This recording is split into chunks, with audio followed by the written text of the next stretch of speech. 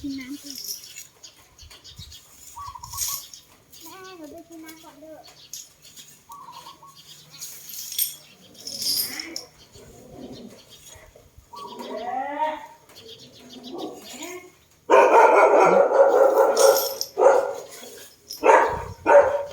เอา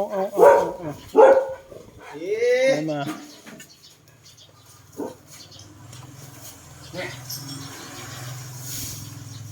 กวนทำอะไร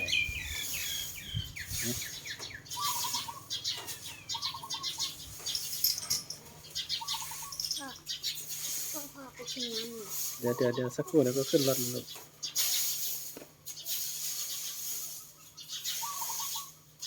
กูรู้นิ่งละ